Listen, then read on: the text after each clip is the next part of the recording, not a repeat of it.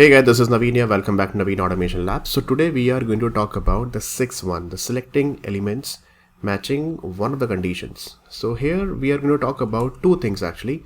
The first thing we are going to talk about, that is comma separated CSS list, and the second thing we are going to talk about, the Xpath union also. Okay, you must have used this Xpath union with the OR operator in Selenium also, but we will see in Playwright as well. So selecting elements matching one of the condition. This is something, a really nice feature Playwright supports. What exactly Playwright says that you just open the application. For example, let's say this is my application and I have modified this application like this is a sign in link is visible, right? What if tomorrow instead of sign in, it's saying login? Then what will you do? Then your Xpath will not work, your locator will not work because you were expecting sign in, now it's showing login. Or it could be sign up also, or let's say instead of store it's saying courses or dashboard or any other link, let's say explore courses and it's saying explore my courses. So you never know that, okay, the text of the link is getting changed or the specific property of the specific element is getting changed. In that case, what exactly I'm going to do that? So I'll do one thing, I'll just open this application with the Playwright inspector and then we will try to do something there. So let's see, this is a Playwright directory. Okay, I'm just going to open the from this project, I'm just open the Playwright inspector. If you have missed this video, please go and watch the previous videos at how to open the specific website or specific URL with the Playwright. So I'm going to launch it because we have to inspect the Playwright locator. So that's why we really need a Playwright specific browser, right? So this is the Playwright specific Chromium browser got launched. And I'll do one thing, you just simple right click on it, go to inspect, and this is the Chrome DevTools. I'll shift the Chrome DevTools to the down here over here, right? And see this, I'm just going to increase the font size like this. Now see this carefully, I'm just going to inspect this guy. This is a sign in and the sign in is having one span sign in is available. So I quickly create, I'll go to my console and I'll try to create Playwright locator here. So I'll write Playwright dot dollar and then I'm going to write there is one span. I hope the font size is good. The span, I'll write in a double quote first of all that there is a span colon has a text method that I'm going to use it. And what is the text? The text is sign in. So here you can see that, okay, yeah, we are getting span. But what if tomorrow instead of sign in it's giving you login? So in that case, what you can do, you just put another comma and then you say, okay, fine, just define one more property with the same as text, and the text property is that it could be login also. Okay, let's say I've written login, something like this. Someone has written, the developer has changed this, so your script is written with the sign in, and then if it is running again and in the UI it's showing login, then in that case it won't work. But if you write both the values, either sign in or login, it will accept that. Okay, so see, in this case it's giving you sign in, right? So now I'll do one thing, I'll make it to login. So I'll make some changes through my backend. Actually, let me just do that. Now you refresh this page, so now you can see the login is coming, right? So I've made some changes actually in my backend because this is my website only. Now I'll do one thing, I'll just inspect this. So now the sign in is not there, now it's login. See, it's again inspecting this guy login, right? Now you can add number of combinations here like this. So let's say I'm just going to add, put a comma. That is also the developer can do it, right? So that combination also you can take it. Another combination that you can take that with the sign in also, what if they have written sign in with a small I, that also you can take it. So you can create n number of combinations here like this, the comma separated, and then once it is found, it will be actually displayed over here, right? So let's see how to use exactly same thing in your script. So this is a locator, let's see, that I have created, and I'll do one thing, I'm just quickly create another class over here, and the class name that I'm going to create, comma selectors. Okay, select the main method, click on finish, and I'm going to use this application. What I just need to do, I just need to write that page dot locator. And what is the locator? The locator that you have already captured from the Playwright. So I'm just going to use this entire locator. Copy this and then you simply paste it over here. That's it. So comma separated CSS values that you have entered, and see, this is my first value, this is my second value, this is my third value, and this is my fourth value. So if any of the combination is found, and then after that what you do with this locator, you just need to do a dot click. Okay, so it will actually, nothing will happen when you click on it. See, when you click on sign in, the same page will be displayed actually. So but we are just need to click on it. Okay, so let's see it is working or not. It's displayed with the login, so it should click on login. See, it actually clicked on login once again, and see, it's clicking on login. Did you notice? And then the same page is getting displayed here. Okay, then what if instead of login I make some changes to sign in that case? Now first I'll show you manually. You just refresh this page. Here you can see everything is in small letters. Sign in is suddenly coming. Then this is what you have to maintain here. So I'll say, okay, fine, let's maintain one more comma separated value. So after sign in, put a bracket here. Okay, and then this is my small sign in. Perfect. So I have written all the different combinations. You can write small login also. And let's see, this time it's giving you small sign in. It's able to click on a small sign in or not. So let's run it again. And once the page is fully loaded, it will click on the sign in. See, did you notice? It clicked on sign in. So it really doesn't matter that what exactly you are getting, either sign in, login, small sign in, capital sign in, like that. You can just improve your code like this and then maintain the proper locator like that.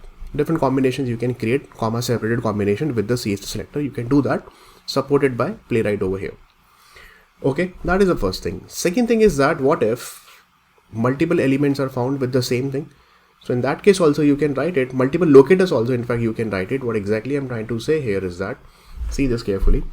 I'm saying that, okay fine, you refresh this page once again, and on the same page I want to check that the store and the sign in, they both are available together. Store, sign in, and let's see this Naveen Automation Academy, or let's see this explore all courses are visible there or not, right?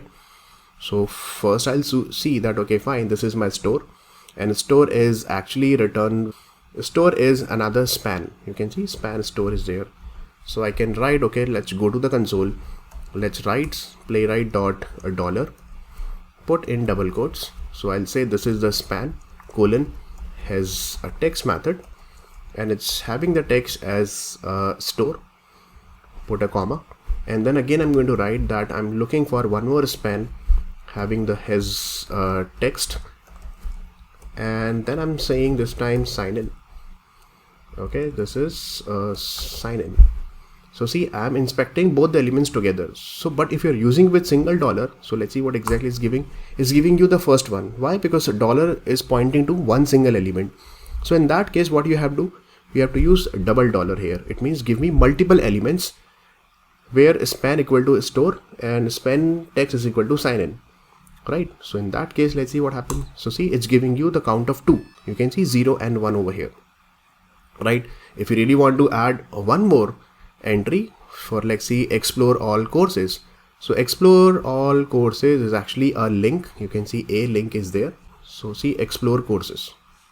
So this is A, and then I go back to the console, and I'm just going to add one more entry here. That is, again put a comma, this time a link colon has a text.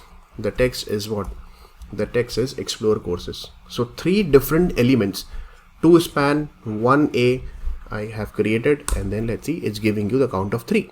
So what you can do is that you can just simply use this particular text, entire CSS selector value, copy this, and then use it in your script. Now see this, I don't want to click on it, just comment it out. I'll do one thing. This time I'm saying page dot locator, and whatever the selector that you have created, this is a selector that you know that, okay, there are 3 elements. So I'm going to store inside the locator. Let's see, these are the important underscore elements that we have captured, right? And then you have to import the locator from Microsoft Playwright. So these are the 3 combinations that I have created. Fine. And then I really want to capture the count of this. So I'll write that, okay, that system.out.println. This is my dot count. It should give you 3. Okay. So if it's giving you 3, then your test is passed. Otherwise, test is getting failed. So you can write one if condition that if this count is actually equal to 3, then I'll say okay, fine, that pass. Or you can write an assertion also later on, else the test is failed. Okay, so I really want to validate that these three elements together coming or not on the page. Okay, so let's run it. In fact, the comma is also supported in Selenium as well, but not with the has text. You can create multiple CSS selector and see it is actually loading the page. And let's see, the count is giving you 3 and the test is absolutely working fine. So nice. So with this feature, what you can do is that you can just validate all the important mandatory fields available on the page or not. Mandatory field means, let's see, there is one page and you really want to check that okay, these fields should be there on the page, and then you don't need to write so many locators. You can just simple write comma separated locators, collect in some collection like this, get the count, and then get the count of 3. You already know that okay, this is first set, second set, and the third set. So 3 back-to-back elements are there, so count obviously it will be 3. Tomorrow you want to add one more important one, you can add that. Okay, this is again a very nice feature.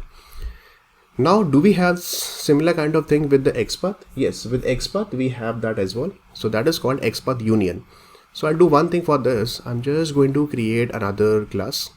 Okay, and then Xpath Union means, see, Xpath Union you can directly check in the normal browser also, because this is just a normal Xpath. So, or in the Playwright window also you can check that. So let's say I'm going to inspect that, and here I'll simple press Ctrl F, and you can validate your Xpath over here.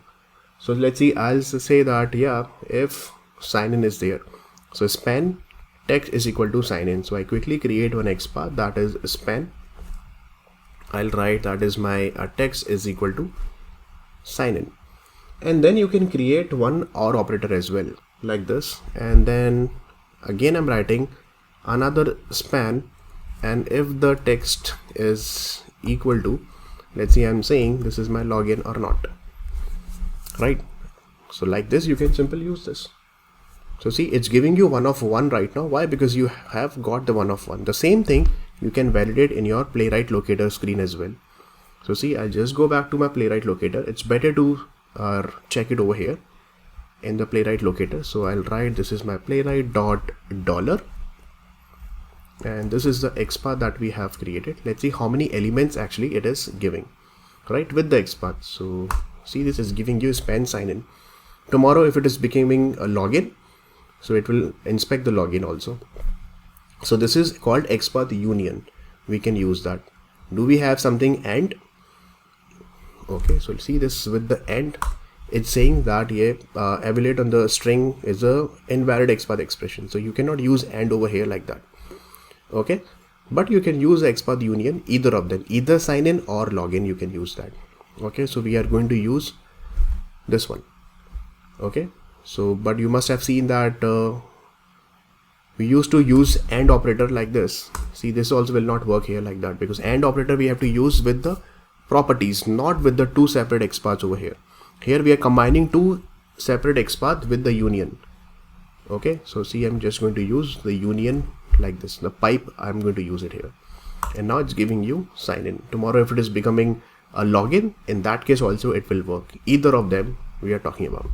And now you can simply use this Xpath locator, and we will again come back here, and then simple write page dot locator, and then this is the Xpath I have created, either sign in or span having the text login, and then do what? You simply do a dot click here. That's it, and then it will click on it. If you really want to capture the text also you can capture it. What you can do, I can do one thing, I just simple first capture the text. So let's see, this is my login is equal to this, and I don't want to click on it. What you do, first you capture the text. So first import that, and then I really want to capture the text, and then I print it on the console that login dot text content, and then from the same login you do a dot click. Perfect. So first capture the content and then click on it. So let's see this is working or not. So run as Java application, and first it will capture the text once the page is fully loaded. See, and then it's clicking on it, and let's see on the console, yeah, see, it's giving you sign in.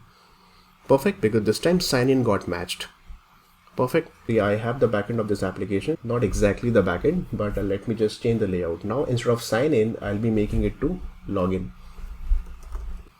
Now you can see it's showing login here, right? So when you launch the browser, let's see in the previous build when you were launching, it was sign in, but in the new browser, new changes have been done in the new build, it's coming login. So let's see in this case it's still capturing or not, and clicking on this element or not. So in such cases, you can easily use these kind of XPath union, comma separated CSS selector. This is so easy and fully supported with Playwright. So see, now it will click on, once the page is fully loaded, see it's clicking on login and getting the text content of login here. Absolutely working fine.